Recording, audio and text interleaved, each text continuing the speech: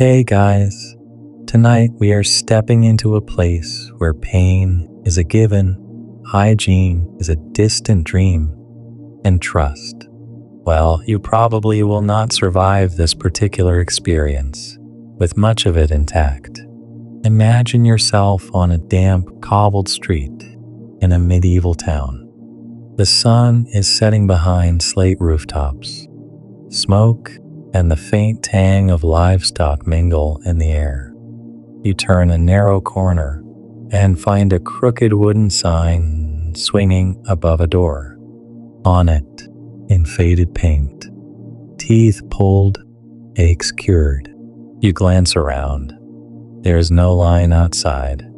Probably a bad sign, but the throbbing in your jaw leaves no choice. You steel yourself and push open the door. It groans ominously. Inside, the room is dim and reeks of sweat, iron, and something faintly rotten. A single candle flickers on a low table. Behind it looms the so-called dentist, a broad-shouldered man with calloused hands and a stained apron. His eyes gleam as they settle on you.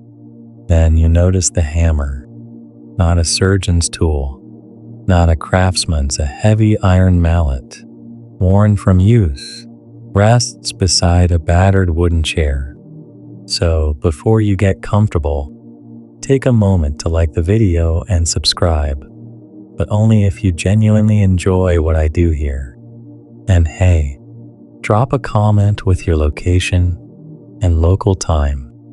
I always love seeing where you are listening from. Now, dim the lights. Maybe turn on a fan for that soft background hum. And let's ease into tonight's journey together. You try to retreat, but the man beckons you forward with a gap-toothed grin. The chair's leather straps do little to inspire confidence. You lower yourself into it, feeling every splinter of wood press against your back. He examines your swollen cheek with a grunt and taps your tender gum with a metal hook. You flinch. He chuckles. One bad tooth. Easy. His voice is rough as gravel. Then he hefts the hammer. Now, if you are wondering why anyone in their right mind would trust this person, you are not alone. Historians still argue whether medieval patients truly believed in these men's skills, or simply had no better options. The truth is likely somewhere in between, when your choices are agony or a terrifying extraction. You pick the latter. Sometimes you grip the chair's arms, watching as he lines up other tools beside the hammer, bone-handled pliers, rusty hooks, and what looks like a curved spoon. Sanitation? Not exactly a priority here. The tools glisten with moisture that you desperately hope is water. In this period, dentistry as a profession barely exists. It is the realm of barbers, blacksmiths, and the occasional traveling charlatan. A dedicated tooth doctor is rare. Most rely on brute strength and folk wisdom. Your practitioner today appears to lean heavily on both. The dentist mutters about tooth worms, tiny creatures believed to burrow inside teeth, causing decay and pain. This idea dates back to ancient times and persists stubbornly through the medieval period. In fact, Babylonian texts mention them. Whether anyone actually saw a tooth worm is debatable. Historians still argue whether some of these sightings were simply bits of nerve tissue mistaken for creatures. But the hammer? That is very real. He sets it down momentarily and starts mixing a thick herbal concoction. The smell is overpowering. Cloves, myrrh, perhaps a hint of mold. It is meant to dull your pain, or likely knock you out. You sip reluctantly. The taste is worse than the smell. Nausea coils in your stomach. Then comes the lecture. He warns you not to resist, not to bite down, and most importantly, not to scream. The thin walls will not muffle your cries, and frightened customers are bad for business. Outside, a church bell tolls. Shadows deepen. Finally, he reaches for the hammer once more, testing its weight with practiced ease. You notice his grip is confident, his expression disturbingly calm. This is not his first extraction today, likely not his first with this very hammer. You realize that medieval dentistry is not about careful technique, it is about force. The goal? Yank the tooth free, one way or another. Precision is optional. Speed is everything, because the longer it takes, the more the patient will thrash, scream, or faint. Your dentist positions a hooked tool beneath the offending tooth, then braces it with pliers. The hammer is poised to strike, not directly on your tooth, thankfully, but to drive the tool beneath it. The aim is to loosen the tooth from its socket. Unfortunately, jawbones have a way of resisting such crude persuasion. You clench your fists, breath shallow. The first blow lands with a sickening thud. Your entire skull vibrates. The pain is instant and blinding. You cannot help but scream, despite his earlier warning. Somewhere in the distance, you hear the faint tinkle of a lute from a nearby tavern. The sound feels surreal, out of place amid the agony. The hammer rises again. Another brutal strike. Blood fills your mouth, metallic and warm. Tears blur your vision. You lose count of the blows. 3, 4, maybe more. Finally, with a wet crack, the tooth gives way. He yanks it free triumphantly, holding it aloft like a prize. You slump in the chair, gasping. The pain has not faded, but now it is mixed with relief and a grim sense of survival. The dentist wipes his hands on a grimy cloth and drops your tooth into a jar already half filled with others. A curious detail. Some medieval dentists kept such jars on display to advertise their services. The more teeth, the more successful they appeared. Historians still argue whether these displays reassured or repelled prospective clients. Your ordeal is not quite over. The man eyes your bleeding gum thoughtfully, then reaches for a long metal rod, one end glowing red from the hearth. You try to protest, but your voice is a ragged whisper. The heated iron approaches your mouth. You jerk your head back instinctively, but a meaty hand presses your shoulder down. The heated iron hovers closer.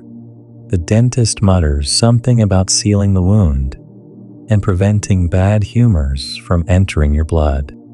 Bad humors, an ancient medical theory that blames illness on an imbalance of bodily fluids. It is wildly inaccurate, but at the moment, you are in no position to debate. The iron touches your gum with a hiss. A fresh wave of pain shoots through your skull. The room spins. The acrid stench of burning flesh fills your nostrils. You bite your lip hard enough to draw blood, anything to stay conscious. As the iron is withdrawn, you slump deeper into the chair, trembling. The dentist steps back, satisfied. Your mouth feels twice its size. Every breath scraping against raw nerves. Now, as you sit there dazed, you might be wondering, what exactly counted as dentistry in medieval times? It is a fair question, because what you just endured barely resembles what we would now call dental care. In this era, dentistry is not a formal field. There are no dental schools, no professional standards, no governing bodies. Instead, it is a motley patchwork of folk remedies, trial and error techniques, and a whole lot of improvisation. The people performing these procedures range from barbers to blacksmiths to wandering healers. If they own a pair of pliers and can keep their hands steady, they are likely considered qualified. You might even find a local herbalist offering tooth powders and soothing poultices. Whether they help is another matter entirely. Historians still argue whether some of these powders had any genuine medicinal value or were simply clever marketing. The underlying philosophy of medieval dentistry is deeply influenced by the prevailing medical theories of the time. Chief among them is the concept of the four humors: blood, phlegm, black bile, and yellow bile. Health is believed to depend on the balance of these fluids. Too much or too little of any one humor can cause illness, including dental problems. Add to that a generous helping of superstition, and you have a recipe for some very questionable treatments. For example, it is widely believed that toothaches are caused by worms living inside the teeth. Yes, worms. This theory dates back thousands of years and stubbornly persists through the Middle Ages. Some texts even describe elaborate rituals to coax these imaginary creatures out of the tooth. And if that does not work, well, out comes the hammer. Back in your chair, the dentist prepares a foul-smelling rinse. He gestures for you to swish and spit. The taste is revolting, likely a mix of vinegar, salt, and random herbs. It burns the raw wound, but you comply, too exhausted to protest. As you lean back, dizzy and drenched in sweat, you scan the room more closely. It is not a place designed for healing. The floor is stained with old blood. Tools lie scattered on rough-hewn shelves. A battered ledger on the table lists names and payment amounts, mostly in coin, but occasionally in chickens or sacks of grain. One curious detail catches your eye: a small collection of teeth strung on a leather cord hanging from the wall. It is not purely decorative. In some regions, such garlands are thought to ward off evil spirits or bring good luck to the dentist. Historians still argue whether these charms were serious protective talismans or simply morbid trophies. You slump forward, spitting another mouthful of blood into a cracked bowl. The dentist offers you a grim smile and claps you on the shoulder. His parting advice: do not chew on that side for a while. As you stagger toward the door, one final thought nags at you. Why did anyone agree to this treatment in the first place? The answer is brutally simple. There were no better options. Dental pain could be excruciating, debilitating. Without antibiotics or proper surgery, a rotten tooth could lead to deadly infections. Faced with that grim reality, even the prospect of a hammer-wielding dentist seemed preferable to doing nothing. Outside, the air feels shockingly fresh despite the stench of the street. You lean against a wall, heart pounding, mouth throbbing. The world tilts slightly, but you are alive. You managed to survive a medieval dental appointment? Barely. Of course, not everyone was so fortunate. Infections were common. So were broken jaws, nerve damage, and tragically, deaths from blood poisoning. Yet somehow, the demand for dental services persisted. You glance back at the crooked sign swinging in the breeze. For all its horrors, this place represents progress of a sort. Crude as it is better than nothing. And in a world where life is often nasty, brutish, and short, even a brutal dentist with a hammer has a place. You wipe your mouth and shuffle down the street, silently vowing to take better care of your remaining teeth. But little do you know, your dental adventure is far from over.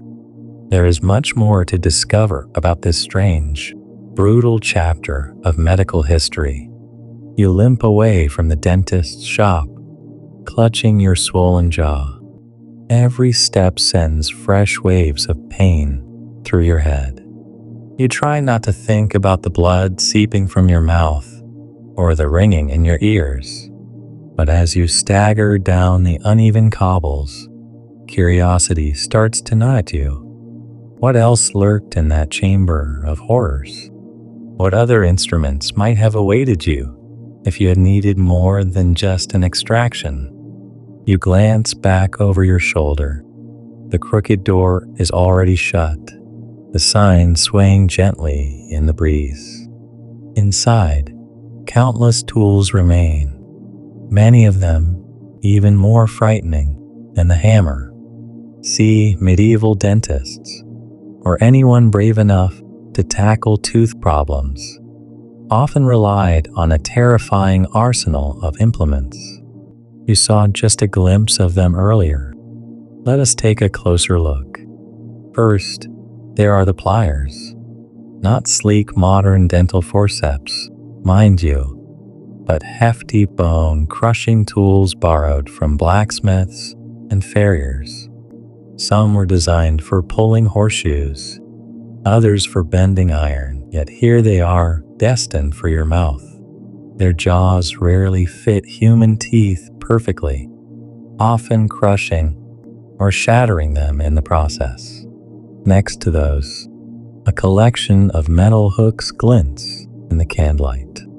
Some are curved like fish hooks, meant to dig beneath the gum line and loosen stubborn teeth. Others have sharp points for scraping away visible decay, a futile effort, given the lack of understanding about bacteria.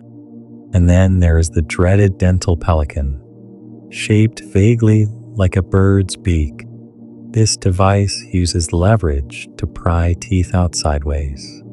It works, sort of, but often cracks surrounding teeth and bones in the process.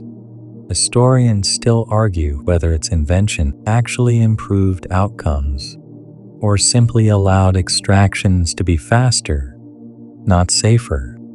You might also spot a curious spoon-like instrument. This is a dental scoop used to remove decayed material from cavities. Theoretically, it helps preserve the tooth. In practice, it often deepens the hole and worsens the pain. But let us not forget the hammer itself. Its role is not symbolic. Dentists used it to drive wedges or chisels beneath teeth, or even to shatter molars too large or stubborn to pull whole. The resulting fragments were then plucked out one by one, assuming the patient remained conscious long enough. And if you think that sounds bad, consider this.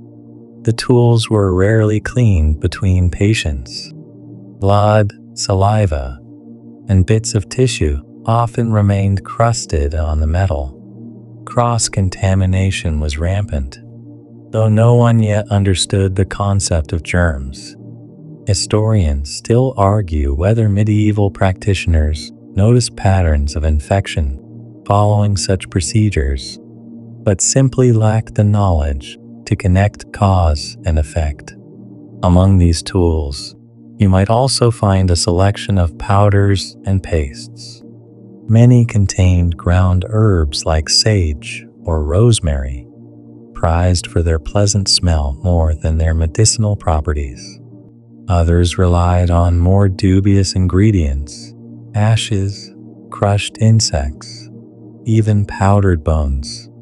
The goal was to pack the cavity and mask the odor, not to cure the underlying problem. A particularly quirky remedy involved placing a roasted onion or garlic clove inside the mouth overnight, believed to draw out bad humors. Whether this offered genuine relief or simply masked the pain with a pungent distraction remains up for debate. And for those who could afford it, there were imported tooth powders from distant lands. These were luxury items, promising whiter teeth and fresher breath, though again, their actual effectiveness was questionable. Historians still argue whether medieval elites truly benefited from such products, or simply enjoyed the prestige of using exotic goods. You pause beneath a flickering lantern, rubbing your aching jaw. The thought of returning to that chair sends a shudder through you. Yet for many people of this era, repeated visits were a grim necessity. Without effective dental hygiene, tooth decay was rampant. Sugar consumption was rising among the wealthy, worsening the problem. Even among common folk, coarse bread and gritty food wore down enamel over time.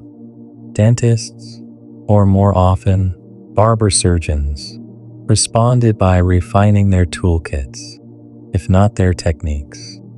New designs for forceps and pelicans appeared throughout the later medieval period, yet the focus remained on extraction, not preservation. If a tooth hurt, it came out by any means necessary. Pain management remained primitive at best. Alcohol was the go-to option. Strong wine or distilled spirits to dull the senses.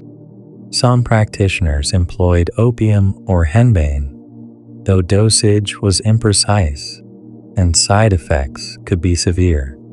Most relied on speed and brute force to minimize suffering, a grim calculus with no easy answers. You think back to the iron rod searing your gum. Cauterization was not unique to dentistry. It was a common surgical technique meant to stop bleeding and purify wounds. In the absence of antiseptics, it probably did more harm than good, introducing fresh trauma to already damaged tissue. Even so, the practice persisted for centuries. Historians still argue whether it offered any protective benefit against infection, or simply satisfied the era's belief in the cleansing power of fire. As you walk, the sounds of the medieval town swirl around you. Merchants calling out wares, distant church bells, the clatter of hooves on stone. Life goes on, toothaches and all. You pass a baker's stall and catch a whiff of fresh bread, but the thought of chewing anything makes your stomach turn. In the flickering torchlight, you glimpse another dental establishment, a traveling charlatan setting up shop in the square. His cart is festooned with banners promising miraculous cures and painless extractions. Skeptical? You should be. But desperate people often take desperate chances. You pull your cloak tighter and move on, resolved to keep your remaining teeth as long as possible. Little do you know, this is just the beginning of your education in medieval dental horrors. There is much more to uncover if you dare. You shuffle further down the narrow street, one hand pressed gently against your swollen cheek. The throb is constant now, pulsing in time with your footsteps. You glance at the uneven buildings leaning over the cobbled lane, each one hiding its own small tragedies and dubious remedies. And in your mind, that hammer keeps swinging, its cold weight and brutal purpose impossible to forget. You had hoped, perhaps foolishly, that the hammer was some sort of decorative relic, a tool of the past, no longer in active use. How wrong you were. And now, as you limp away, the grim realization sinks in. That hammer was very much a working instrument, and it was aimed straight at your mouth. But why? Why use a hammer when hands, pliers, or gentler means might suffice? To answer that, you need to think about the realities of medieval dental work. Unlike today's precision-engineered forceps, medieval tools lacked finesse. The design of many dental instruments reflected the crude understanding of anatomy and physics at the time. If a tooth refused to budge, and many did, raw force became the only solution. Molars, in particular, were notorious for resisting extraction. Deep-rooted and stubborn, they anchored themselves with roots that curved like claws. Without modern X-rays or delicate instruments, medieval practitioners often misjudged these roots. Attempts to pull them straight out frequently failed, leading to fractured teeth, broken jaws, or worse.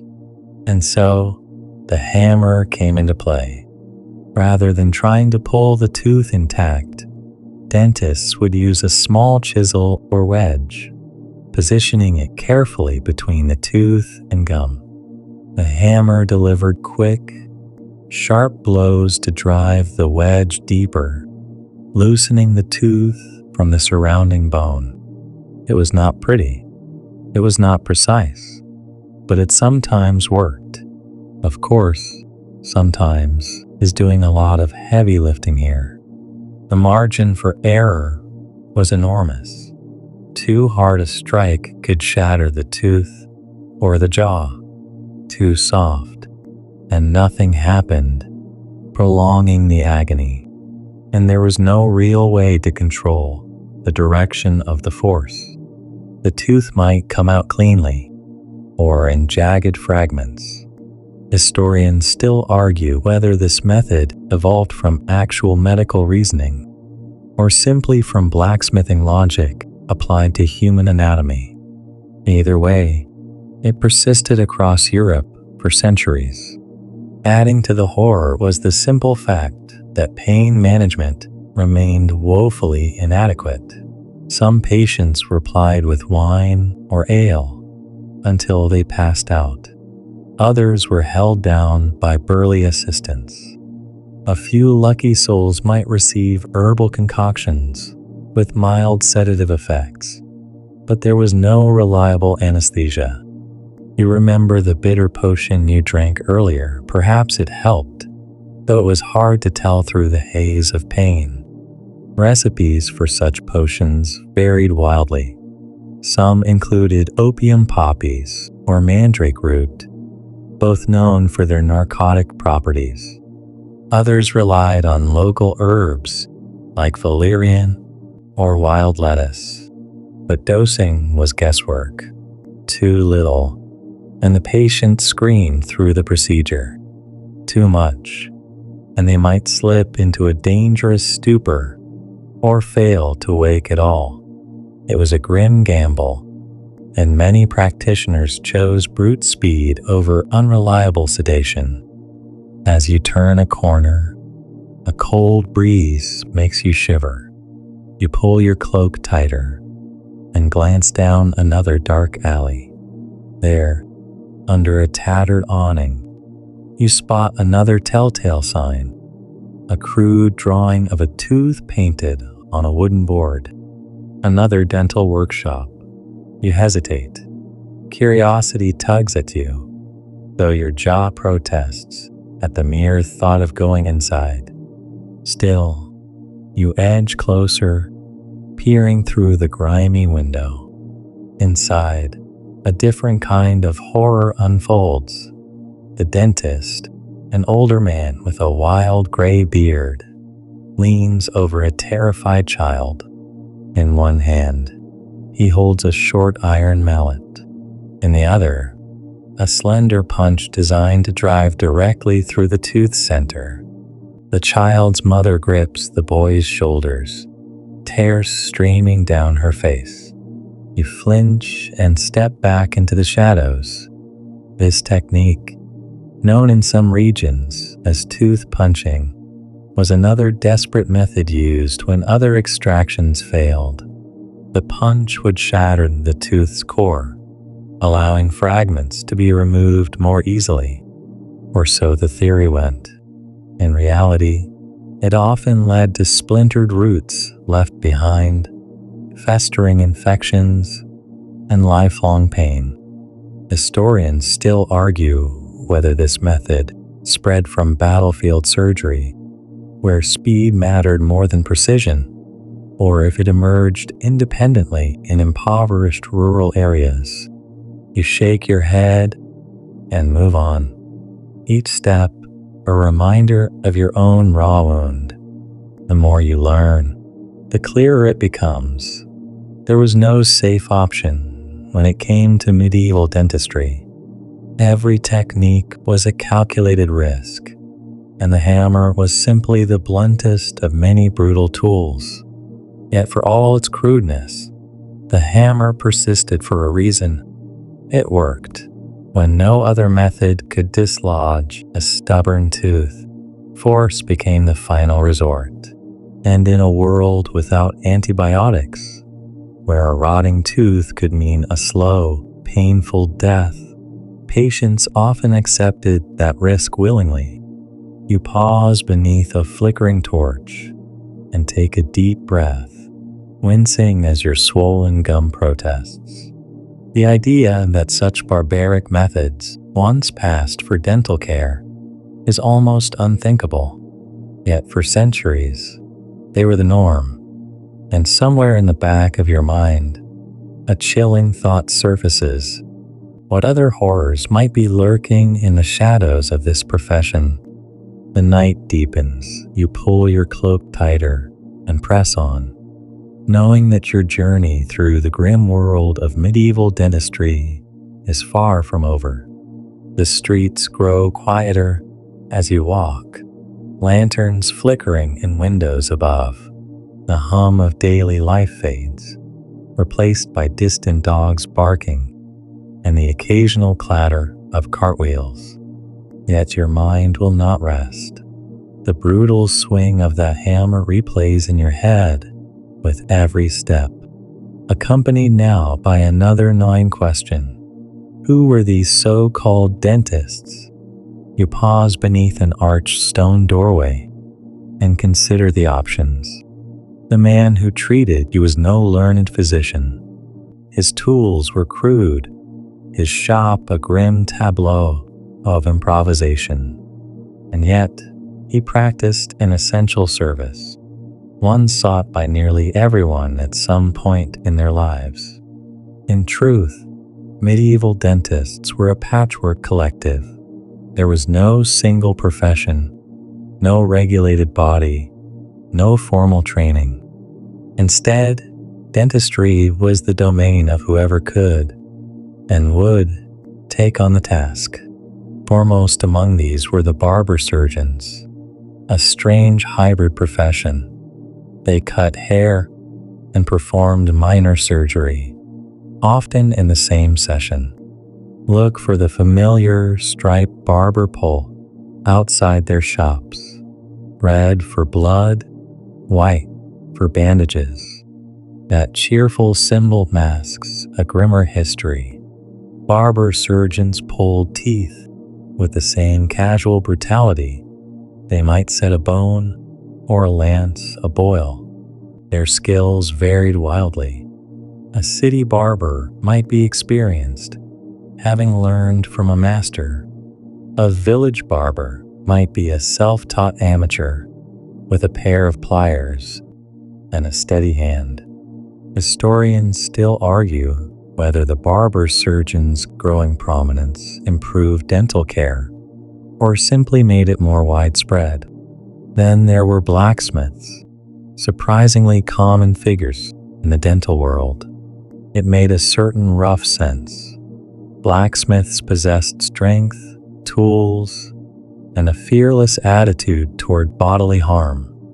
In rural areas without a resident surgeon, locals often turned to the forge for dental relief. Of course, blacksmiths lacked any medical training. Their approach was blunt. Grip the tooth, pull hard, and hope for the best. The result? A reputation for quick, brutal extractions and a fair share of shattered jaws. You shake your head, wincing as the motion jars your wound. And then there were the traveling tooth drawers, the showmen of medieval dentistry. Imagine a bustling town fair, amid jugglers and acrobats. A brightly dressed figure shouts from atop a cart, painless tooth removal. Step right up. The crowd gathers, coin purses ready. The tooth drawer selects a willing victim, perhaps a stoic farmer or an inebriated reveler. With great flourish, the tooth is yanked free to cheers and applause. But beneath the spectacle lay darker realities. These itinerant practitioners were often charlatans. They relied on sleight of hand and distraction, sometimes using pre-loosened teeth or even switching teeth mid-performance to avoid real extractions. When forced to perform genuine dentistry, their methods were often crude and dangerous. Still, for many, these showmen offered the only affordable option. Historians still argue whether traveling tooth drawers caused more harm than good, or whether they filled a necessary gap in an era of limited access to care. You pass a shadowed square where faded banners still hang from a recent market day. The echoes of such spectacles seem to linger in the stones. Above all these figures loomed the elusive learned physician, a rare breed. Few formally trained doctors bothered with teeth. The mouth was seen as lowly work, beneath the dignity of a scholar. When physicians did intervene, they often relied on complex herbal remedies and philosophical musings rather than practical extractions. And so the task fell to others, barbers, blacksmiths, wanderers. A patient's choice depended largely on location and wealth. In a major city, you might find a reputable barber surgeon with decent tools. In a remote village, your options dwindled to the forge or the fairground charlatan. You sigh, rubbing your temples. It is a bleak landscape, yet one shaped by necessity. Dental pain spared no one, rich or poor, peasant or king. Even monarchs faced the same grim choices. Consider the curious case of Queen Elizabeth I. Centuries later, but still relevant here, historians still argue whether her notorious dental issues stemmed from poor hygiene, excessive sugar consumption, or both. What is certain is that she feared dental procedures so much that she delayed treatment, reportedly needing the Archbishop of Canterbury to undergo an extraction first to prove its safety. If even a queen quailed before the dental chair, imagine the terror felt by common folk. You lean against a cool stone wall, The throb in your jaw, a dull roar.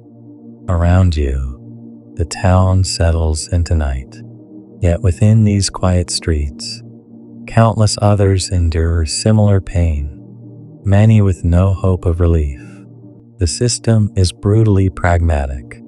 It values results over comfort, survival over precision, and through it all, the hammer remains, a symbol of this harsh calculus. You shudder again at the memory of its cold iron striking wood and bone. And yet, part of you cannot help but marvel. Against the odds, against the ignorance of the age, people endured. Teeth were pulled. Pain was faced head-on, with courage or sheer desperation. As you push away from the wall and resume your slow walk, one thought dominates your weary mind. There must be a better way. Surely not every corner of the medieval world relied on brute force and blacksmith's tools. Surely some sought gentler, more thoughtful approaches. And so, your journey continues. The night is long, and the shadows still hold many secrets. Somewhere ahead lies the answer to a burning question. How, if at all, did medieval dentistry evolve beyond the hammer? The winding streets feel quieter now. Even the raucous taverns have dimmed their lanterns, their last patrons stumbling home. You walk slower, deep in thought, cradling your aching jaw. Through all you have seen so far, barbers, blacksmiths, traveling charlatans, the story of medieval dentistry has seemed like one long nightmare. Yet one question keeps tugging at you. Was there ever any progress? Did anyone anywhere try to make this grim craft less horrifying? You turn a corner and find yourself in front of a small apothecary, its door cracked open, warm light spilling onto the cobbles. Inside, shelves sag under jars of herbs, powders, and curious liquids. This is where the more thoughtful side of medieval dental care lived, among the apothecaries, herbalists, and physicians who tried to understand the mouth's mysteries. And yes, believe it or not, some sought gentler ways to ease dental pain. You peer inside. A slender man in faded robes sorts dried leaves into tiny paper packets. His movements are careful, deliberate, a stark contrast to the brutal hammer blows still ringing in your memory. This is not a tooth puller, but an herbalist. His tools are words, roots, and recipes. In truth, herbal dentistry was as much about soothing the spirit as healing the body. Remedies for toothache were abundant, passed down through centuries of folk wisdom. Clove oil, for instance, still used today, was prized for its numbing properties. Pressed against an aching tooth, it could dull the pain enough to bring blessed relief. Historians still argue whether clove oil's medicinal value was truly understood or simply discovered through trial and error. Either way, it offered a rare glimmer of genuine help. Beyond cloves, herbalists employed a dazzling array of treatments: myrrh resin to reduce swelling, sage leaves to freshen the mouth, and licorice root for its mild antibacterial properties. Poultices made from onions or garlic were believed to draw out bad humors, though whether they did much beyond distracting the patient is debatable. One particularly quirky tidbit: some folk recipes advised rubbing a dog's tooth on your gums to cure toothache, a curious blend of sympathetic magic and desperate hope. You glance at the herbalist shelves, but see no canine dentistry kits, thankfully. Of course, herbal remedies had limits. They could ease symptoms, sometimes stave off infection, but they could not pull a rotten tooth. For that, the hammer still ruled. Yet here, in the flickering light of apothecary shops and humble hearths, a quieter battle for better dental care was being waged. You lean against the doorframe, watching as the herbalist grinds a dark resin with practiced care. The scent of cloves and myrrh fills the air, sharp and comforting. For a moment, you imagine slipping inside, asking for a soothing balm. But something holds you back. Curiosity, perhaps, or the nagging pull of your journey. Because there is more to this story. As early as the 12th century, learned texts began to appear in Europe, translations of ancient Greek and Arabic medical works. Among them were writings by Avicenna, whose canon of medicine touched upon dental treatments, and Hippocrates, who had mused centuries earlier on oral health. These works, copied by monks and scholars, slowly seeded new ideas. Some physicians began to view the mouth as more than a site for crude extractions. They recommended hygiene practices, rinsing with salt water, cleaning teeth with cloth or twigs. Simple advice, yet revolutionary in an age when many believed dental pain stemmed from worms or curses.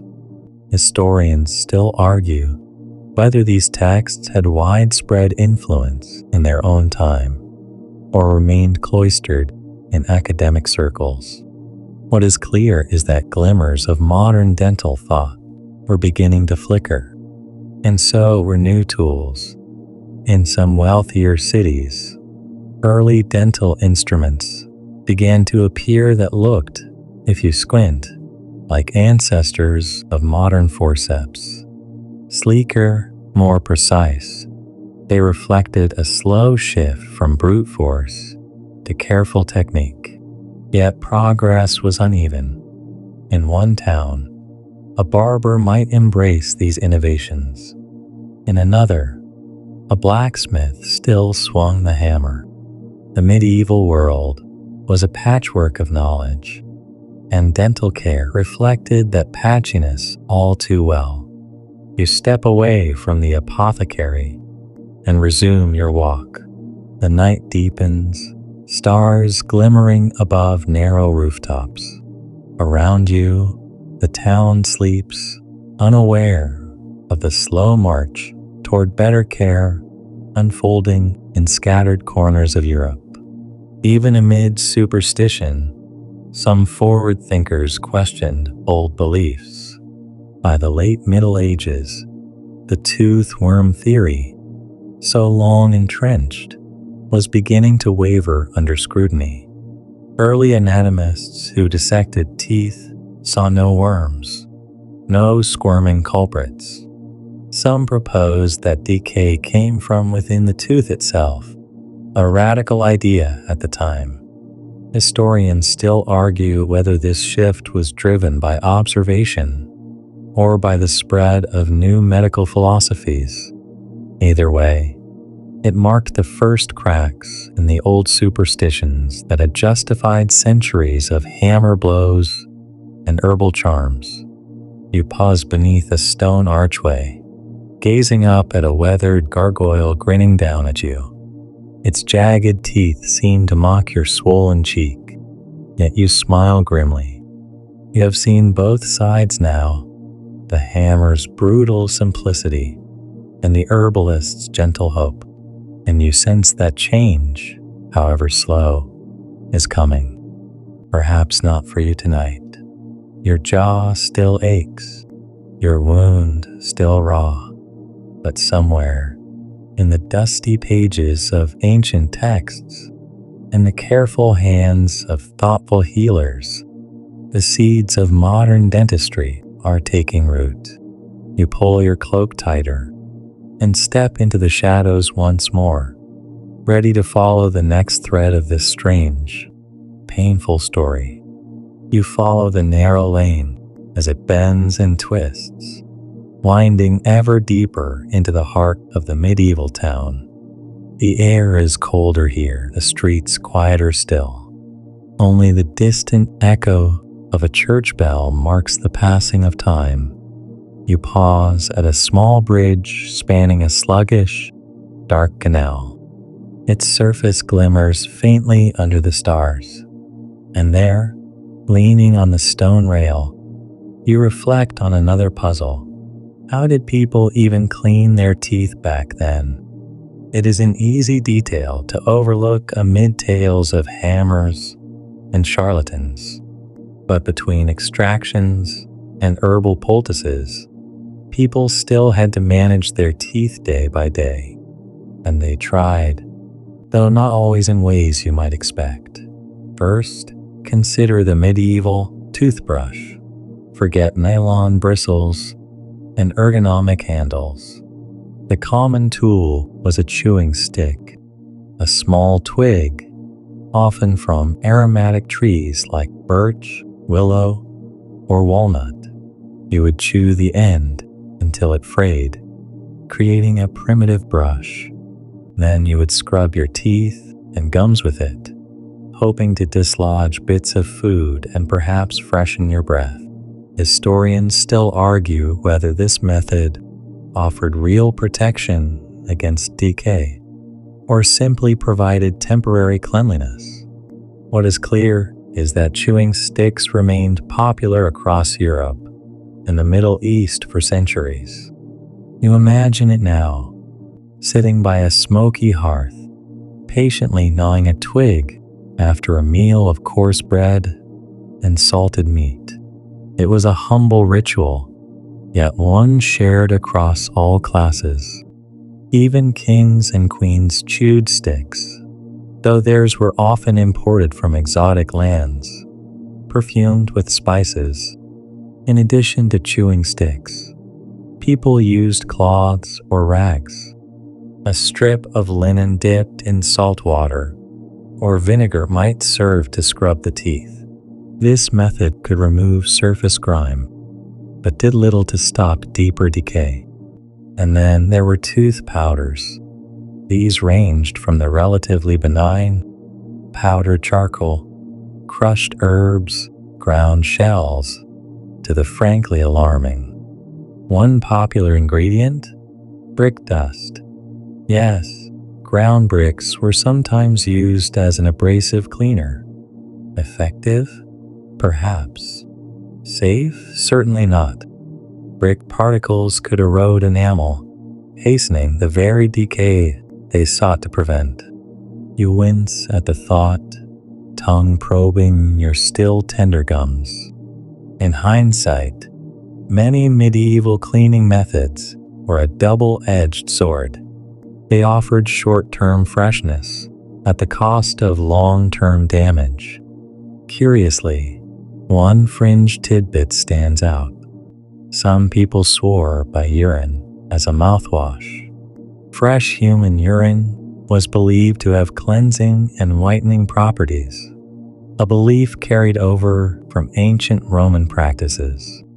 It is unlikely many embraced this wholeheartedly, but references to it appear in various texts. You breathe a small sigh of relief that your own dentist did not offer such a rinse. Of course, all this effort aimed not just at hygiene, but also at combating the dreaded toothworms. Yes, even cleaning rituals were infused with superstition. People believed that brushing or rinsing might drive the worms away, easing pain and preserving the tooth. And yet, despite these efforts, the battle was largely uphill. Diet played a massive role.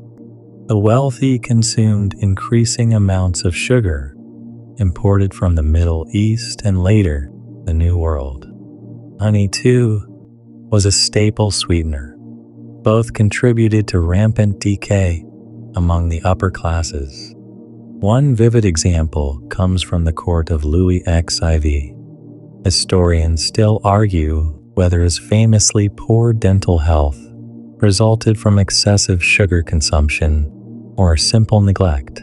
What is known is that by the end of his life, the Sun King had but a single tooth remaining, and his breath was said to clear entire rooms. You smirk, imagining courtiers inching away discreetly during royal audiences.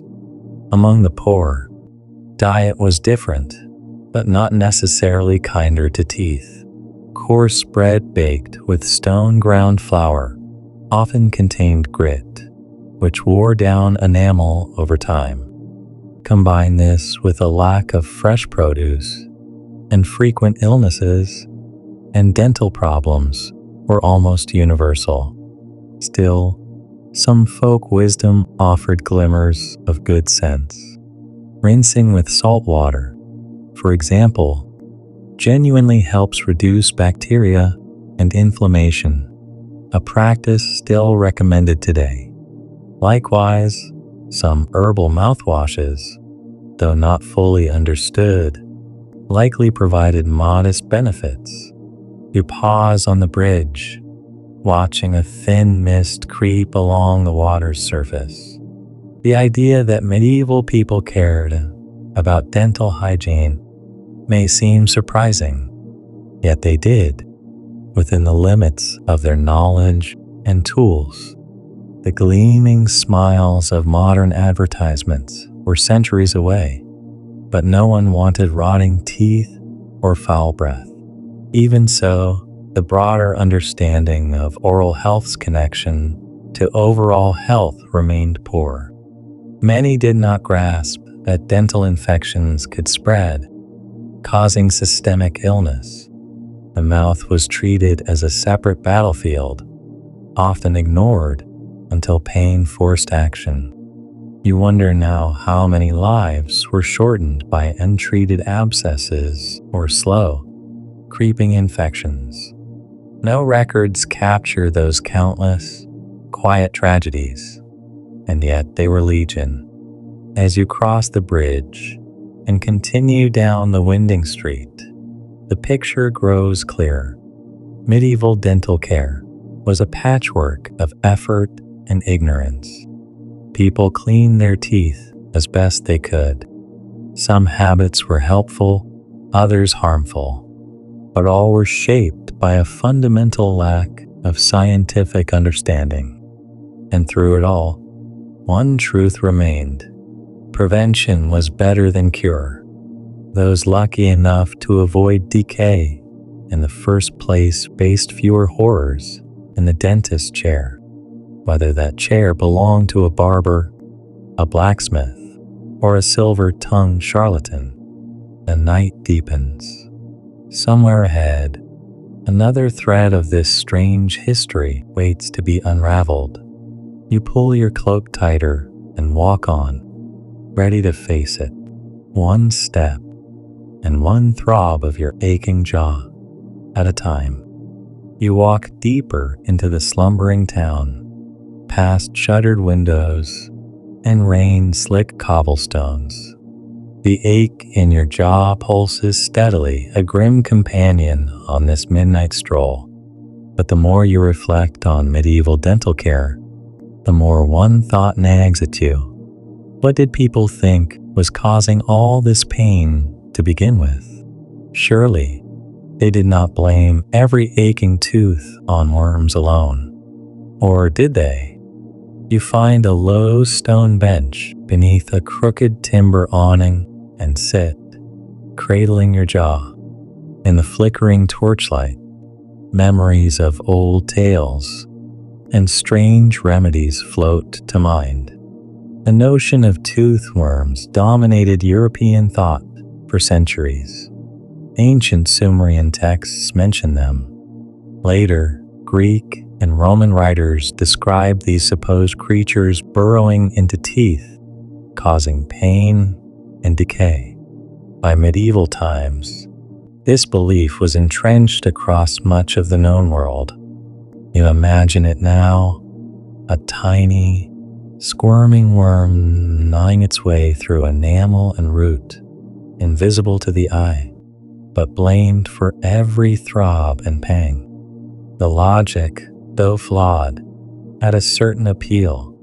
It offered a tangible enemy, something you could visualize and, hopefully, expel. Historians still argue whether the tooth worm myth persisted longer due to cultural inertia, or because no better explanation existed. Either way, it shaped generations of dental thinking. To combat these imaginary invaders, a host of bizarre treatments arose. One common method involved heating a metal rod and holding it near the tooth with the hope that the worm would flee from the heat. Another technique used foul-smelling concoctions, burned herbs, animal fats, even bits of dried frog, applied to the tooth to drive the worm out. You grimace, picturing your own aching tooth subjected to such rituals. The futility of it is staggering, yet understandable.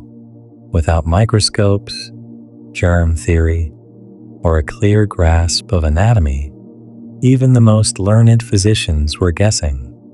And it was not just worms. Other theories abounded.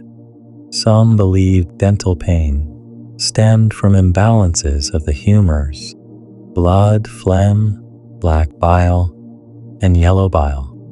A toothache might indicate an excess of one humor, prompting treatments like bloodletting, purging, or applying leeches to the gums. Leeches. Yes, you heard that right. One particularly quirky tidbit. In some regions, practitioners would place live leeches inside the mouth, directly on the gums, to draw out the offending humor. You shudder at the thought of wriggling creatures clinging to sore, bleeding tissue. And yet, in a perverse way, these methods sometimes helped. Bloodletting could temporarily reduce swelling. Herbal poultices could dull pain, but the underlying cause, whether infection, decay, or trauma, remained unaddressed. You lean back against the cold stone and watch a moth flutter near the torchlight. There is a strange comfort in knowing that even in the darkest times, people tried to make sense of their suffering. Superstition filled the void left by ignorance, but not all were content with the old ways. By the late Middle Ages, anatomical studies began to challenge the worm theory. Dissections of human skulls revealed no such creatures lurking in decayed teeth. Slowly, a new idea took hold. Perhaps tooth decay resulted from external factors: diet, hygiene, or injury. Historians still argue whether this shift came from direct observation or from broader changes in scientific thinking. Regardless, it marked the beginning of a long, slow departure from magical explanations. You picture an early anatomist bent over a dissected skull, can-like glinting off bone and metal. No worms, just cavities, crumbling enamel, and signs of infection. A small revelation, but one that planted seeds of doubt. Of course, public belief lagged far behind academic discovery. In rural villages, the tooth worm myth persisted well into the modern era. Folk healers continued to offer their dubious cures, and desperate patients embraced them when faced with unbearable pain. And who could blame them? Without antibiotics, even a minor infection could prove fatal. Abscesses were especially feared. If left untreated, they could spread, causing sepsis, a condition medieval doctors barely understood. Some early surgeons attempted to drain abscesses, a risky procedure at best. Others recommended lancing the gum or applying caustic substances to burn out the infection. Imagine the agony of raw salt or vinegar poured into an open wound, all in the hope of survival. You close your eyes briefly, the throb in your jaw a cruel reminder of this ancient battle. Yet amid the darkness, glimmers of progress shine through. The very idea of infection, though not yet fully grasped, was beginning to surface in medical thought. Physicians like Guy de Chauliac, a 14th century French surgeon, advocated for more systematic approaches to dental care. In his writings, he described methods for cleaning teeth, treating pain, and even attempting extractions with greater care than many of his contemporaries. Historians still argue whether de Chauliac's work influenced everyday practice or remained confined to scholarly circles, but his ideas represented a shift toward a more rational, anatomy-based understanding of oral health. And so the tide began to turn, slowly, unevenly, but unmistakably. Worms gave way to germs. Magic yielded to medicine, yet the scars of superstition lingered, and many patients continued to suffer under outdated beliefs. You rise from the bench, cloak rustling in the cool night air. The streets lie empty now, silent witnesses to centuries of pain and hope. As you resume your walk, one thought comforts you. Even in the darkest corners of history, human curiosity has always pushed toward the light. The journey is far from over. Your jaw still aches. Your questions still burn. But ahead, the story of medieval dentistry unfolds further, layer by painful layer. You move on through the shadowed streets, each step a little slower now. The throb in your jaw is constant, a steady drumbeat of discomfort that deepens your empathy for those long-gone sufferers. And as you walk, another thought rises. What about the people behind the tools? The ones wielding those terrifying hammers, crude pliers, and burning irons. Were they all brutish fools, or did some try, in their own way, to help? You turn down a narrow alley, the stones beneath your feet slick with dew. Here in the quiet, it is easier to imagine them, the medieval tooth pullers, the men, and occasionally women, who answered the desperate cries of those in agony. To understand them, you must set aside modern ideas of professionalism. There were no dental schools, no certifications, no governing boards to ensure competence. Dentistry was a trade learned through apprenticeship, or not at all. Many tooth pullers began as barbers, as you have seen. A young apprentice might sweep floors, sharpen blades, and observe his master pulling teeth. With time and practice, usually on the poorest patients first, he would learn to grip, twist, and yank with a minimum of damage. But skill varied wildly. A talented barber might develop a deft touch, removing teeth quickly with relatively little trauma. An unskilled one might shatter enamel, crush roots, or even break jaws.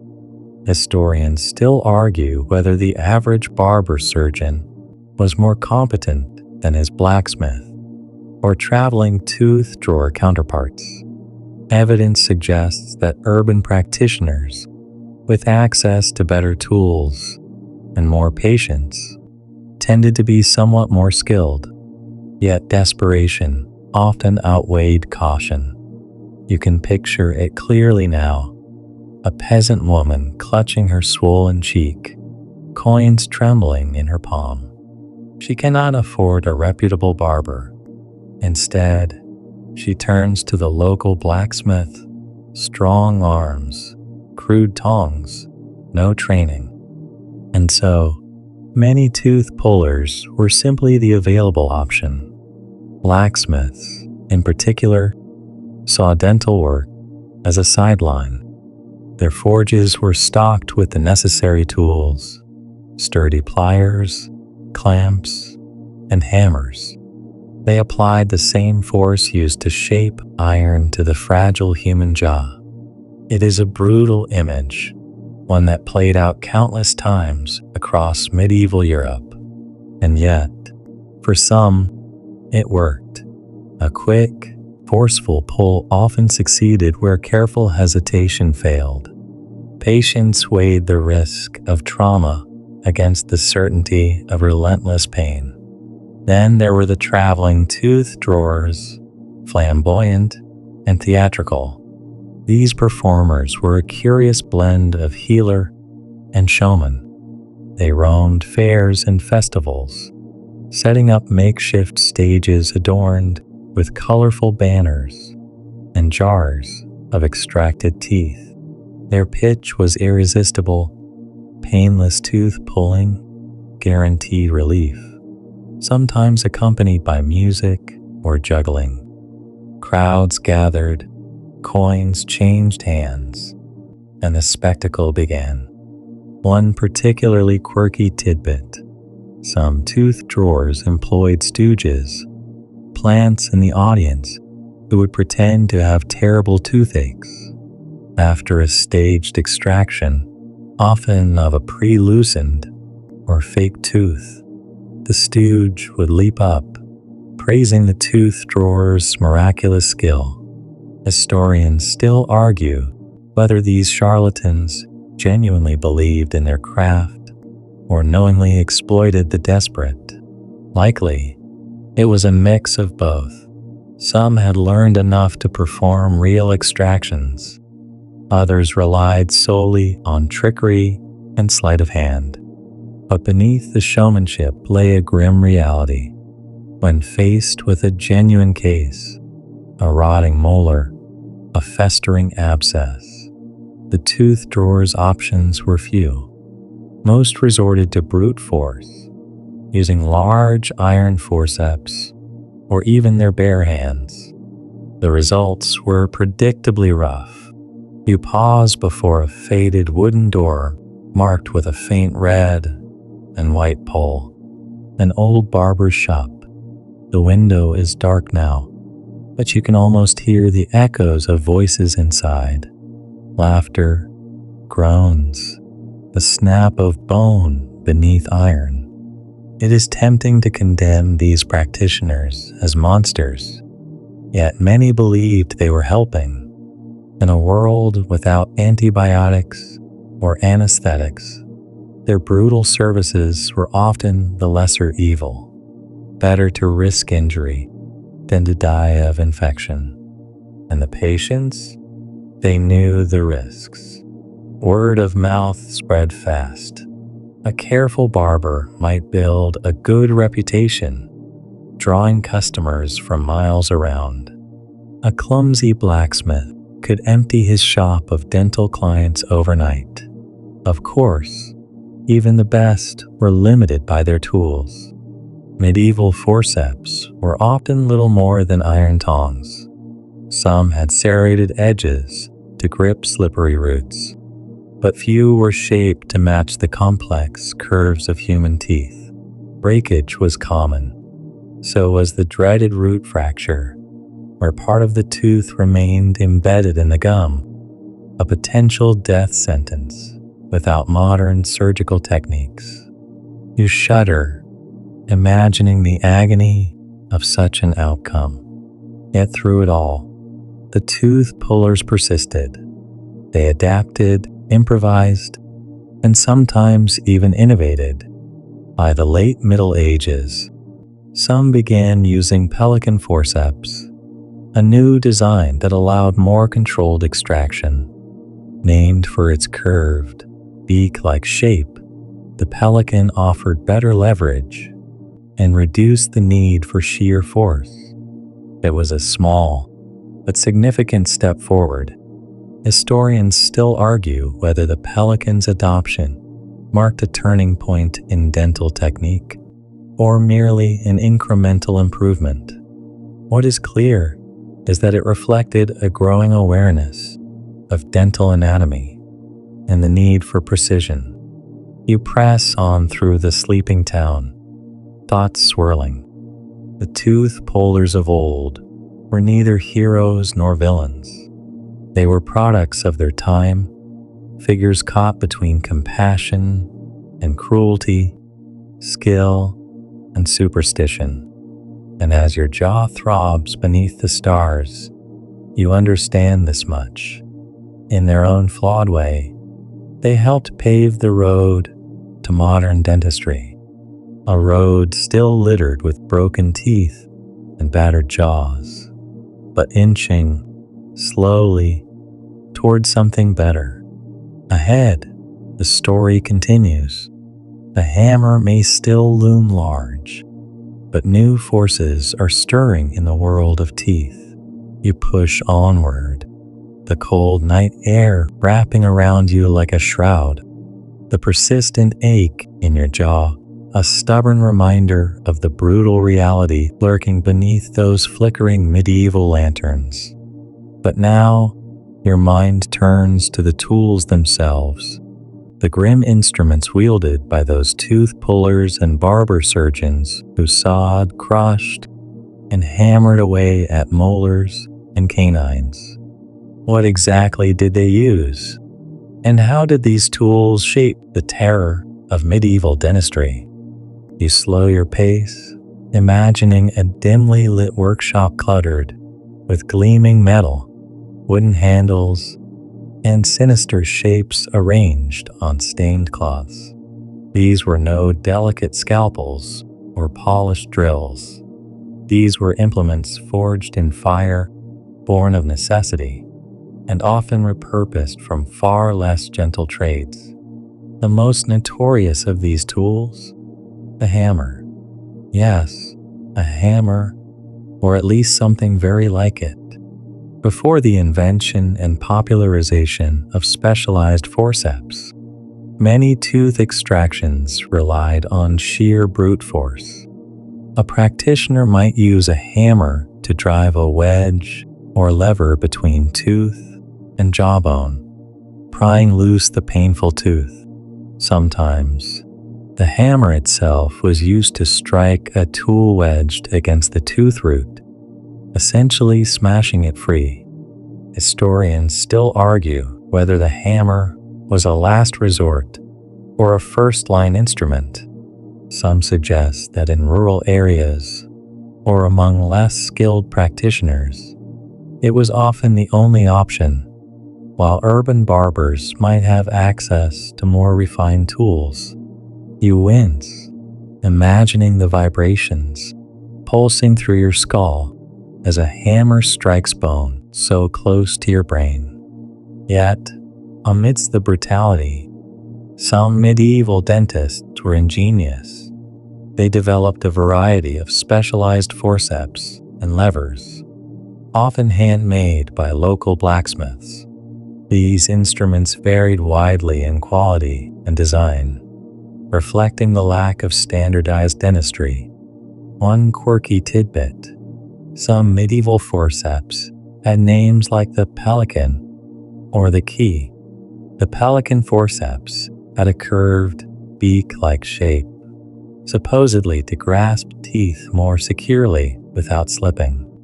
The key resembled a modern wrench, designed to twist a tooth out, root and all. Imagine being told to bite down hard, while a wrench is twisted deep in your mouth. And then there were the tooth keys, used well into the 18th century. They functioned like a door key turned against a tooth to lever it loose. While effective in removing teeth, they often caused severe damage to surrounding tissues, sometimes breaking the jaw or adjacent teeth. You feel the pressure of those tools in your mind's eye, the crude elegance of design married to harsh necessity.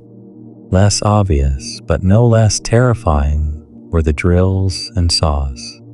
Early dental drills were often hand-powered, consisting of a bow-shaped tool rotated rapidly against the tooth to bore holes. This could be done to relieve pain by exposing the nerve or to remove decay before extraction. Some craftsmen even designed rotary drills operated by foot treadles, medieval versions of the dental drills you know today, albeit painfully slow and imprecise. But not all tools were metal. The practice of tooth filing was common, especially among those whose teeth were sharp or uneven. Metal files or abrasive stones were used to smooth teeth, sometimes as a cosmetic measure, sometimes to prevent pain from sharp edges. And what about anesthesia? You laugh softly, knowing how far the past is from modern pain management. Medieval practitioners relied on herbal concoctions, mandrake, henbane, or opium poppy extracts to sedate patients. Often, they were mixed with wine or other spirits. The potency was variable, to say the least, and many patients remained fully conscious through excruciating procedures. One strange remedy involved applying sponges soaked in dwale, a potent herbal narcotic mixture, to the mouth or nose to induce unconsciousness. This was early anesthesia in its roughest form, but success was patchy and overdoses were common. And so, you imagine sitting in the barber's chair, a bowl of foul-tasting herbal brew in your hand, the scent of burning iron and wood smoke filling your nostrils, and the rough tools pressing against your trembling teeth. Despite the terror, these tools marked progress.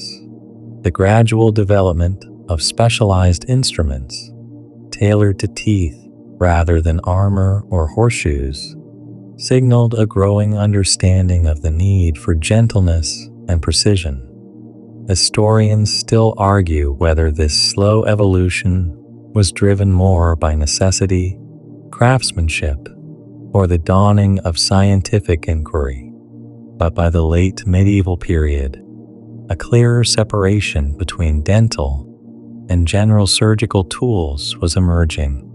You stand now on the cusp of a new dawn, the line between barbarism and professionalism beginning to blur.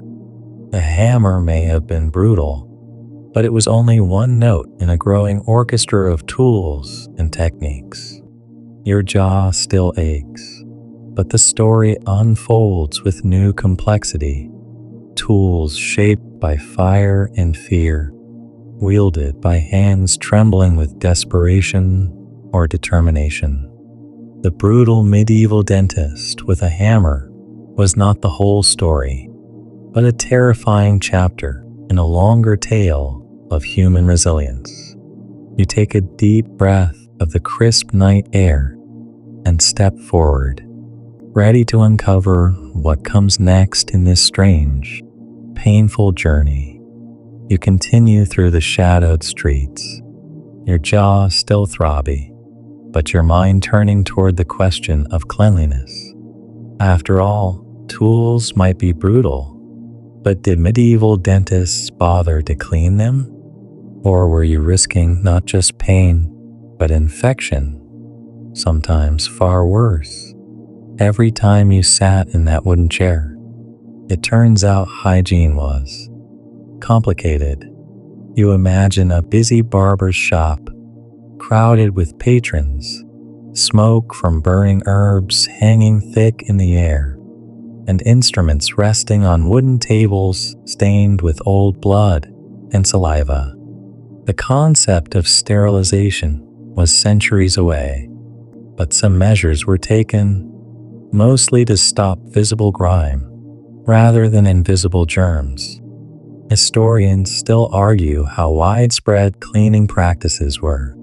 Some evidence suggests that in wealthier towns, barbers rinsed tools in water, wiped them with cloth, or even passed them through flames quickly to burn off debris. But such care was not universal. In rural areas, tools might simply be wiped on a sleeve or left covered in dried blood and muck.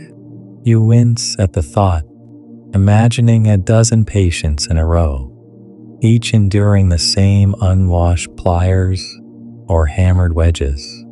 Yet, amidst this grim scenario, a few quirks emerge. One odd practice was the use of wine as a cleaning agent. Wine's alcohol content made it a crude antiseptic, so some practitioners rinsed tools in red wine, or even soaked them briefly to reduce smell and bacteria.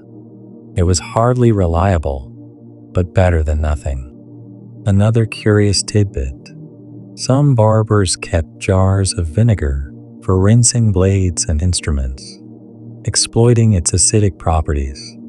Vinegar was more readily available and cheaper than wine, so it became a go-to disinfectant for those who knew to use it. You chuckle quietly, picturing a medieval barber dunking his grimy pliers into a vat of sour vinegar and giving a little nod of approval, satisfied with the cleaning. In reality, such measures might have reduced infection risk a little, but could also cause burns to gums if residues remained.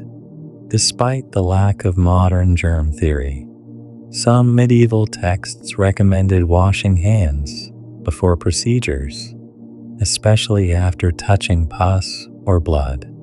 Whether these instructions were followed or simply ignored is another matter. Historians still debate how seriously hygiene was taken, with some suggesting it varied widely by region, practitioner, and social class. And what about the patients themselves? You remember that dental abscess you imagined earlier, festering painfully, often without proper treatment. Poor oral hygiene was rampant due to the lack of toothbrushes or effective toothpastes. People cleaned teeth with cloths, sticks, or abrasive powders made from crushed shells, ash, or herbs. None of these were especially effective.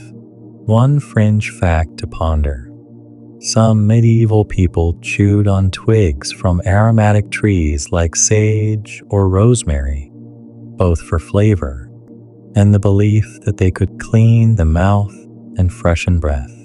This natural toothbrush, while primitive, was surprisingly common across Europe and the Middle East. Still, the combination of poor hygiene, unsterilized tools, and brutal extractions made infections a deadly risk. The dreaded flesh-eating infections, what we now call necrotizing fasciitis, might have started with a simple toothache, but quickly spread, often leading to death. You rub your jaw gently, trying to imagine the courage it took to endure such risks. Modern dentists may seem intimidating, but at least their drills do not double as medieval torture devices, and their gloves and sterilizers keep you from catching a deadly disease. Yet the story is not entirely bleak. Gradually, some medieval practitioners began to emphasize cleanliness. Monastic hospitals, often centers of medical knowledge, kept records recommending better hygiene for surgical instruments, The use of boiled water, herbal washes, and careful bandaging slowly filtered into surgical practice.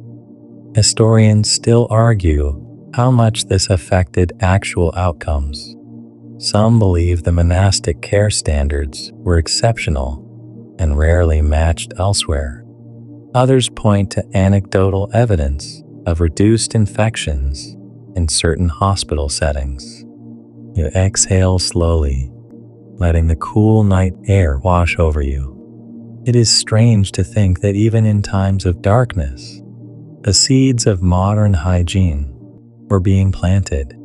The brutal medieval dentist with a hammer might not have scrubbed tools to hospital standards, but the idea that cleanliness mattered was starting to take root. Your jaw throbs once more, a sharp reminder that pain and progress often walk hand in hand. But your journey continues, each step revealing a little more about how far dentistry has come and how far it still had to go. You move through the dimly lit village, your thoughts tangled in the fog of pain and history. You start to wonder about the humans behind the hammer and pliers, their motivations, their fears, and their sometimes questionable ethics.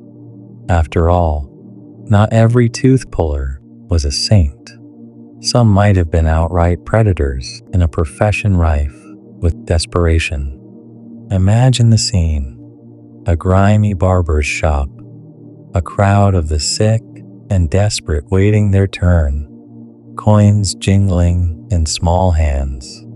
For some practitioners, tooth extraction was a way to make a living, plain and simple. But others exploited this vulnerability. One widespread practice was over-extraction, removing more teeth than necessary to increase fees or to prove their toughness. Some tooth pullers believed that pulling all the bad teeth at once was better than dragging the agony out. Others simply wanted to finish quickly or did not care about the patient's long-term well-being. Historians still argue whether over-extraction was common malpractice or simply a result of limited knowledge. Some suggest that fear of infection or the patient's pain discouraged repeated visits, pushing tooth pullers to act swiftly and decisively, even if brutally. You shiver at the thought of a practitioner deliberately worsening your condition for profit or convenience. Yet, there were also charlatans, traveling tooth drawers who made their living through showmanship and trickery. They might claim miraculous painless procedures, but relied on sleight of hand or pre-loosened teeth to wow crowds. One quirky fact: some tooth drawers carried bags of teeth purportedly pulled from previous patients to impress clients, sometimes even swapping out these teeth to fool doubters. Then there were the quack remedies pushed alongside extractions, magical salves, incantations, or herbal mixtures promising to cure toothache, but often doing nothing more than wasting money. Despite these dark sides, not all medieval practitioners were mercenaries.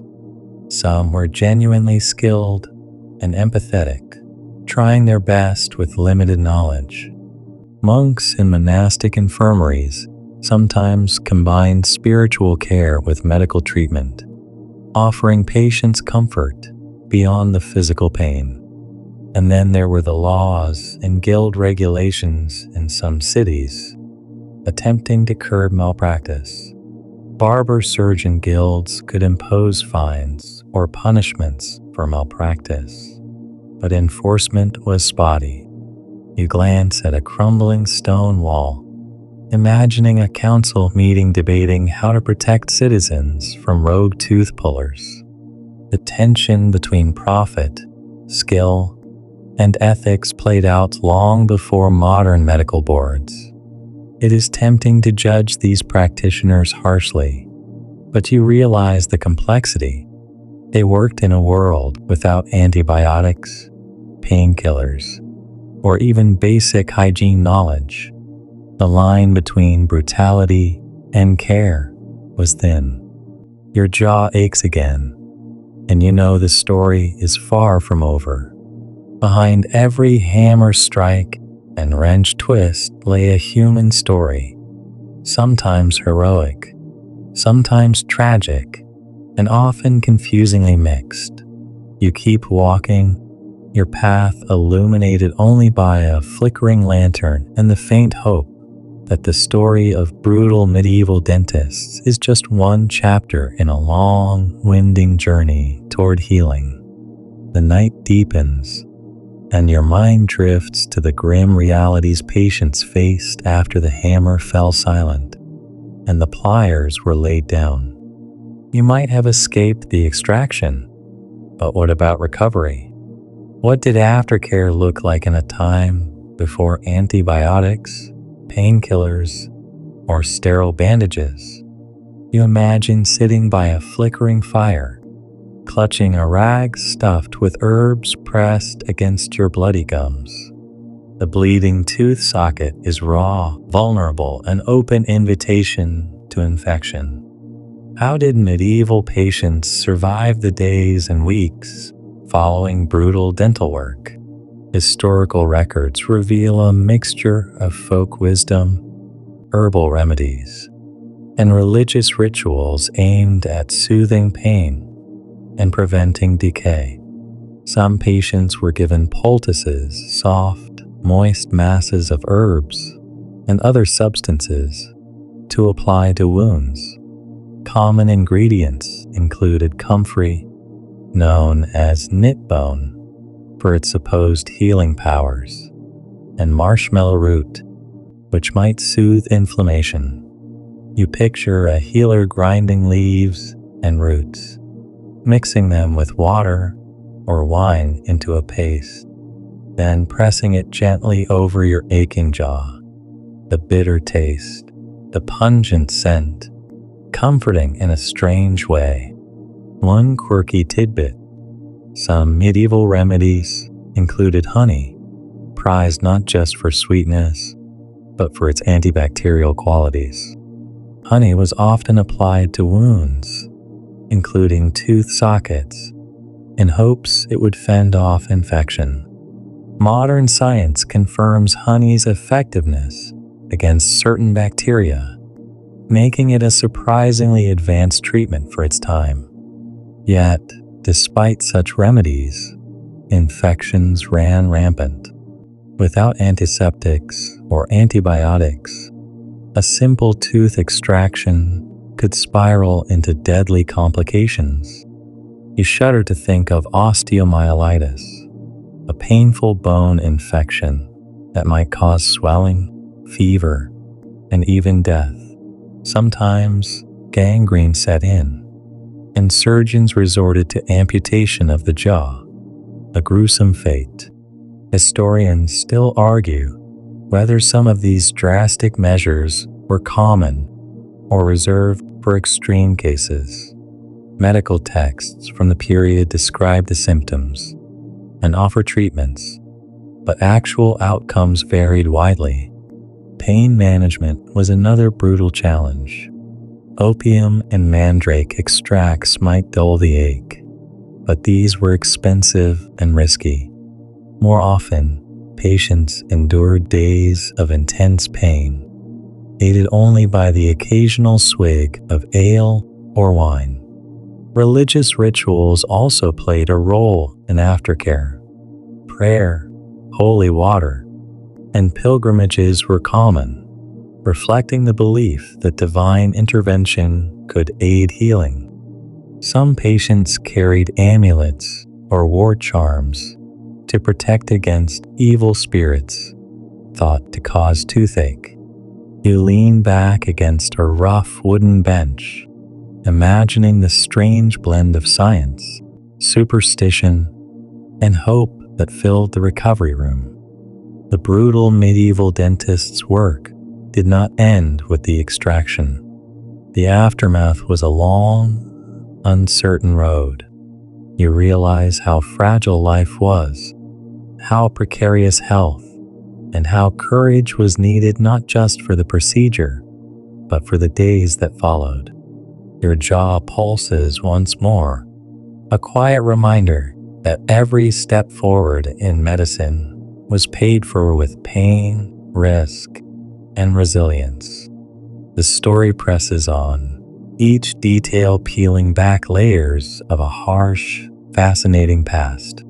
The trail of thought pulls you toward the strange world of medieval dental pain, its causes, its meanings, and how people tried to understand it long before science could offer clear answers.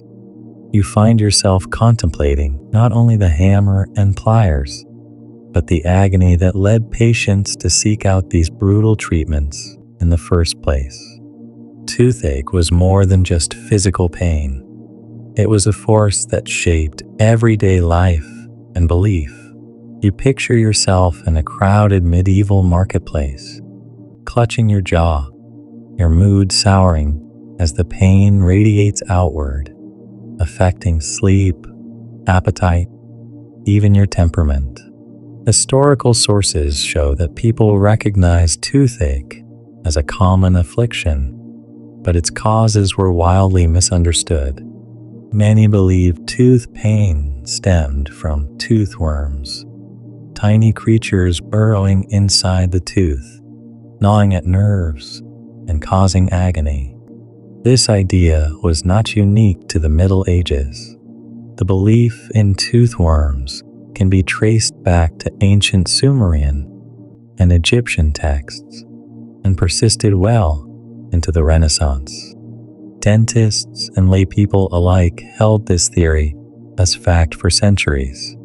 You smile wryly, imagining practitioners attempting to fish out these mythical worms with their tools, explaining the pain and justifying their brutal extractions. Historians still argue why the tooth worm theory was so enduring. Some suggest it was a way to give physical form to invisible pain, making it something tangible to fight against. On the fringe, a few medieval healers entertained other explanations. Some thought toothache was a punishment for sins or a manifestation of evil spirits inhabiting the mouth. This belief often intertwined with religious rituals aimed at exorcising the pain. One quirky detail: some remedies included chanting prayers, burning incense, or even applying leeches to the gums to draw out the evil. The leech practice, though unpleasant, had some basis in bloodletting medicine, but was unlikely to relieve dental pain effectively. You note that the very concept of dental health was embryonic. People cared about toothache because it caused suffering, not because they understood cavities or gum disease. The medieval mind lacked the microscope and germ theory, so explanations often straddled natural and supernatural worlds. This ambiguity influenced how dentistry was practiced, sometimes a mix of folk magic and harsh physical intervention.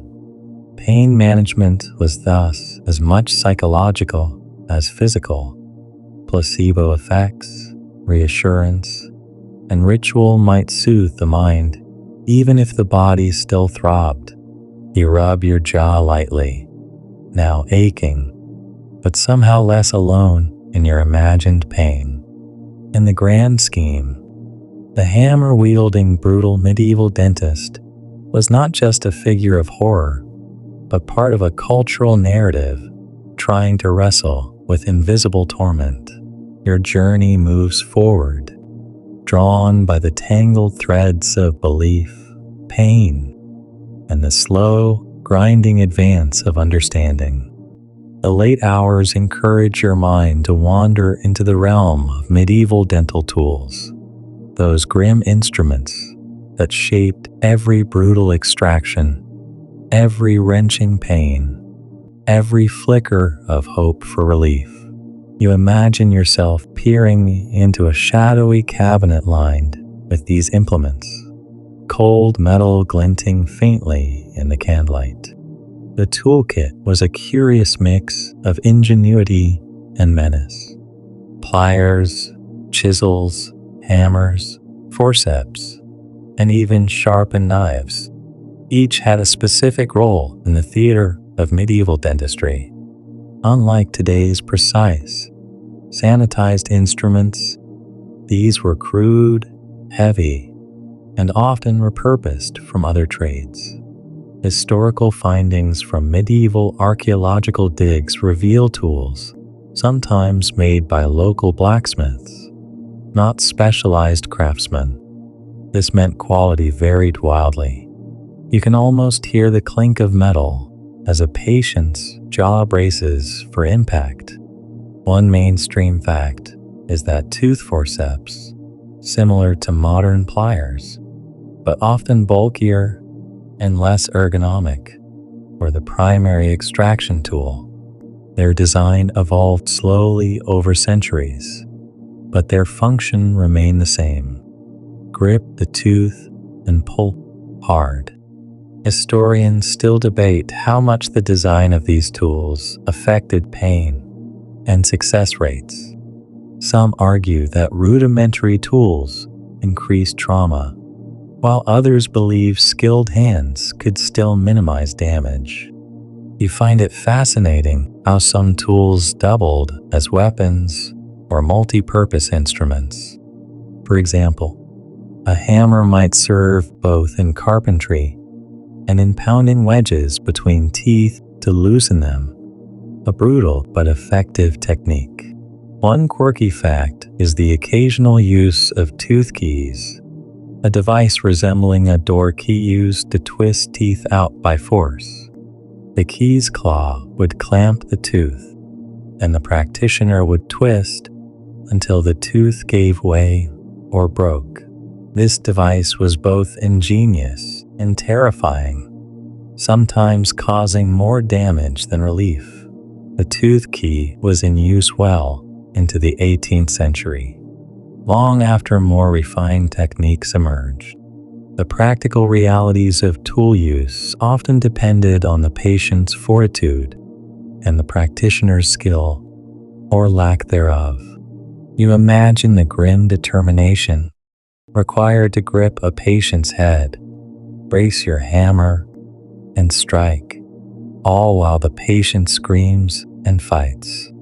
Medieval dentists had no anesthetics beyond alcohol or herbal sedatives, so every tool strike was felt acutely. Interestingly, some practitioners crafted customized tools for specific cases, reflecting early attempts at specialization. But most patients encountered the same set of brutal instruments, regardless of their particular ailment. You marvel at the strange balance between crude technology and human adaptability, how these tools were both weapons of pain and instruments of survival. Your jaw pulses in reluctant sympathy as you ponder the uneasy alliance of metal and flesh that defined medieval dentistry. And still, the story pushes onward, the night growing deeper and your curiosity sharper. The chill of the night seeps deeper as you consider the settings in which medieval dentistry took place. You might picture a grand hall in a castle or a sterile-looking clinic, but the reality was far less glamorous. Instead, dental procedures often occurred in bustling marketplaces, noisy barber shops, or even outdoors under the open sky, each environment adding layers of challenge and unpredictability to an already brutal experience. Most medieval dental work was performed by barber-surgeons who combined haircuts, bloodletting, and tooth extractions in one package. These multi-purpose practitioners were the most accessible medical help for common folk, but hardly specialists in dentistry. You imagine a chaotic scene, patrons waiting their turn, smells of blood, sweat, and herbs mingling in the air, the occasional scream echoing as a tooth is wrenched free. It was far from the calm, sanitized rooms you know today. Historians still argue whether this lack of a dedicated dental space hindered progress or simply reflected practical realities of the time. Some records suggest wealthier patients could secure more private settings, but the poor endured the full noise and mess of public treatment. One quirky tidbit: in some places, tooth extractions became almost a spectacle, with crowds gathering to watch and comment on the practitioner's skill or the patient's endurance. It was part medical procedure, part public entertainment.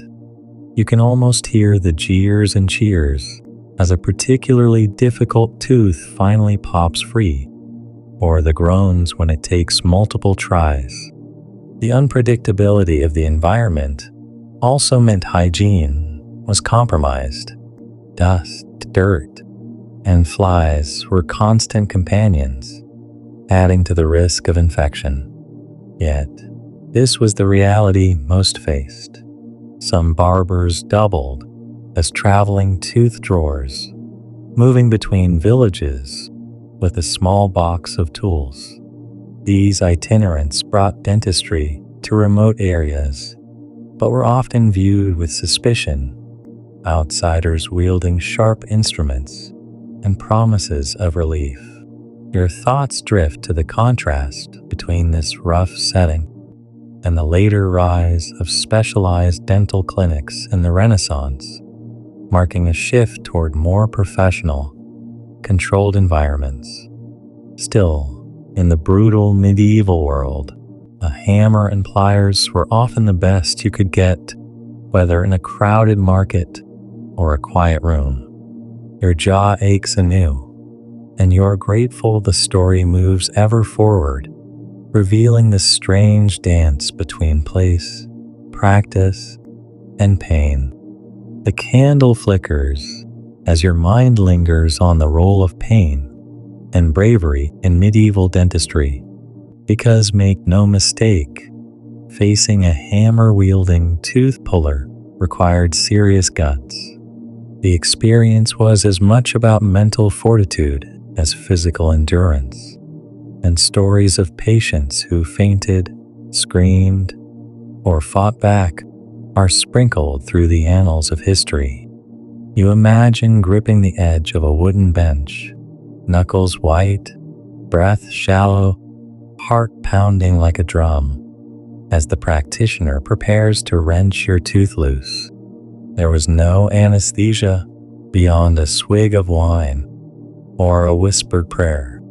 Interestingly, some patients reportedly developed coping strategies, biting down on a leather strap, focusing on a religious icon, or even using humor to distract from the agony. Historical accounts describe some patients passing out from pain, which ironically helped the practitioner, while others became uncontrollable, making the process even more chaotic. You find it fascinating how pain tolerance varied across individuals and regions. Some cultures prize stoicism, expecting patients to bear the ordeal silently, while others acknowledged loud cries as a natural part of the process. Historians still debate whether the public spectacle of tooth extraction sometimes served a social function, an initiation of sorts, or a demonstration of toughness. One quirky tidbit involves the use of tooth-pulling songs, rhymes, or chants sung by practitioners to steady their hands or distract patients. These songs might include instructions or playful jabs at the patient's discomfort. It is hard to imagine singing through the pain, but these oral traditions hint at the human attempts to soften brutality with ritual. Another layer to this mental battle was trust. Patients had to believe in their tooth puller, despite the threat of hammer and pliers. Some developed long-term relationships with a particular practitioner, returning despite the risks. You marvel at the paradox. A profession that combined violence with care, horror with hope. Your jaw throbs lightly as you reflect on the bravery required, not just to survive the hammer, but to endure the emotional turmoil that came with it. The story rolls on, a tapestry woven from pain, courage, and the raw human will to heal. The night deepens, and your thoughts turn toward the social status of medieval dentists and their complicated place in society. These practitioners occupied a curious middle ground, not quite respected physicians, but more esteemed than mere barbers or charlatans. You consider how their roles shifted across regions and times, painting a complex portrait of a profession struggling for legitimacy. In many European towns, dentistry was part of the barber-surgeon guilds, organizations that regulated medical practices, including minor surgeries, bloodletting, and yes, tooth extraction. Membership brought a measure of respectability and access to training, but did not elevate dentists to the ranks of learned physicians. You picture guild halls where disputes were settled, standards debated, and apprenticeships arranged. A rough but crucial framework in a world without formal dental schools. Historians still argue how much power these guilds actually wielded, or whether they simply protected their members from outside competition. One quirky fact: in some places, barber-surgeons had to wear distinctive clothing or badges to distinguish themselves from ordinary barbers, sometimes a red and white striped pole, which later became the symbol of barbershops. Despite this organization, the profession carried a stigma. Patients often approached dental work with suspicion or fear, aware that the practitioner's skill was measured by how quickly they could extract a tooth, not necessarily by gentleness or expertise. You imagine the occasional successful extraction that earned a dentist's grudging respect, contrasted with tales of botched procedures that spread through towns like wildfire. Some dentists also doubled as surgeons during wars or plague outbreaks, performing amputations or lancing abscesses, blurring the lines between healer and executioner. Interestingly, in some regions, women participated in dental work, often as midwives or herbalists, who also handled minor surgeries and tooth extractions. Though records are sparse and historians debate the extent of their involvement, you lean back, considering how this liminal social status shaped the brutal methods and tools used. Without full medical training or broad acceptance, some dentists relied on force and spectacle to assert authority. Your jaw reminds you of the personal stakes beneath these historical layers, human lives entangled with evolving professions. The story flows onward, tracing the uneasy balance between pain, prestige, and professionalism. As the night wanes, You find yourself pondering the legacy of brutal medieval dentistry, how those hammer blows echo into the future and shape modern dental practice. You realize that despite all the horrors, these early tooth pullers laid groundwork for something better, even if they themselves could not foresee it.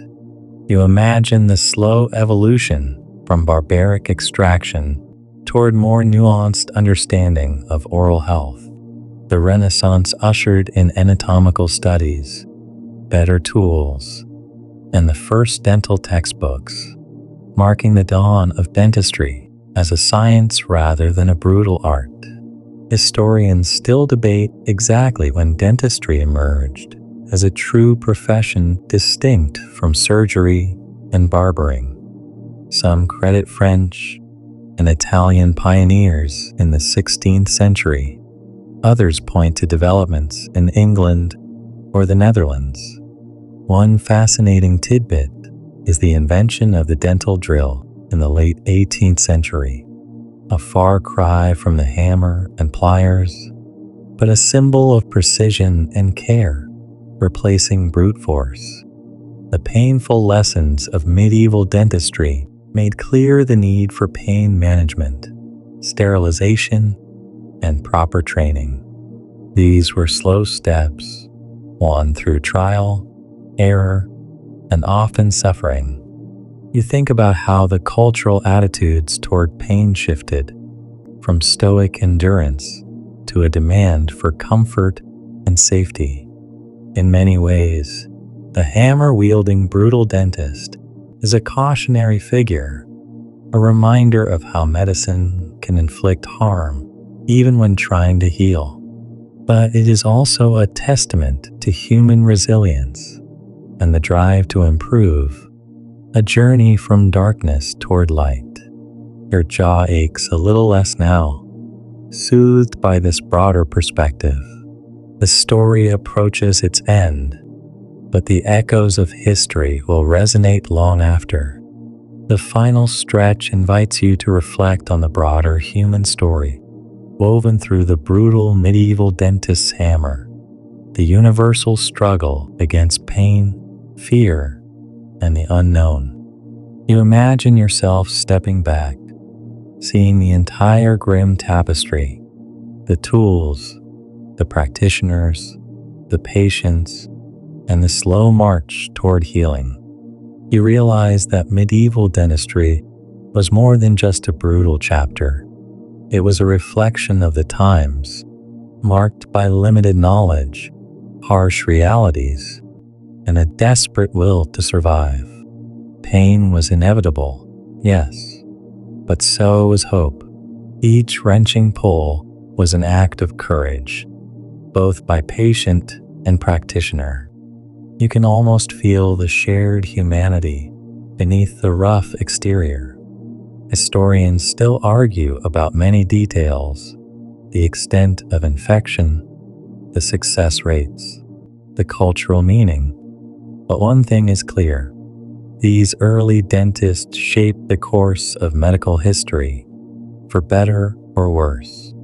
One quirky fact to close on: in some regions, a tooth extraction was followed by a feast or a communal gathering, a ritual to mark survival and celebrate endurance. Medicine was as social as it was physical. You breathe out slowly, the story winding down like a slow river, carrying you gently toward rest. Your jaw, once tight with imagined pain, now relaxes with a strange gratitude for those who endured before modern medicine made the hammer obsolete. So now, as the night deepens and the soft hum of the fan continues, you settle in, comforted by the strange, sometimes brutal, but always fascinating journey through time. Now, as the story draws to a close, let yourself exhale fully. The harsh clangs of hammer on tooth fade into the quiet night. Imagine the gentle flicker of candlelight softening shadows on ancient walls. You are safe here, far from the pain and chaos of a medieval surgery. Think of those early patients, not as victims, but as pioneers, their courage lighting the path to better care, to smiles free of fear. The echoes of their suffering have shaped a world where dental visits are calm, gentle moments, not battles to survive. Feel the slow, soothing rhythm of your breath as it steadies and deepens, carrying you toward peace. The ache in your jaw becomes a whisper, a distant memory you can tuck away. Let the soft hum of the fan blend with the steady beat of your heart, a lullaby of safety and rest. And as you close your eyes, know that history's darkest moments often hide the brightest sparks of human resilience and hope. Sleep well and wake with a smile.